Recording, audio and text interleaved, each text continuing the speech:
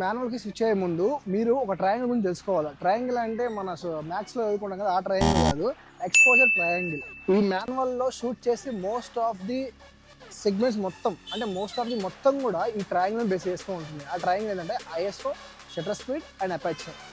ISO, shutter speed, aperture అంటే ఏంటంటే మీకు తెలిసిన వాళ్ళైతే నో ఇష్యూ, తెలియని వాళ్ళ గురించి యూస్ అవుతుందని ఈ వీడియో చేస్తున్నాను. ఐఎస్ఓ అంటే ఏంటంటే డార్క్ రూమ్ లో మనం లైట్ సెటప్ చేసుకోకుండా సింగిల్ లైట్ పెట్టేసుకొని ఐఎస్ఓని 1000 పెట్టేసుకొని మనం షూట్ చేసుకుంటే ఏమవుతుంది తెలుసా, వన్స్ ఎడిటింగ్ వచ్చినాక మొత్తం గ్రెయిన్స్ కనిపించేస్తాయి. అవుట్డోర్ లో ఐఎస్ఓ ఎవరికైనా క్లియర్గా మేనేజ్ చేసుకుంటాం, కానీ ఇండోర్ లో మేనేజ్ చేసుకోవడం చాలా కష్టంగా. ఇండోర్ లో ఎందుకంటే లైట్ సోర్స్ తక్కువ ఉంటుంది కాబట్టి, ఒక ముక్కలో చెప్పాలంటే ఐఎస్ఓ ఏంటంటే లైట్ సెన్సిటివిటీ గైస్, ఓకేనా.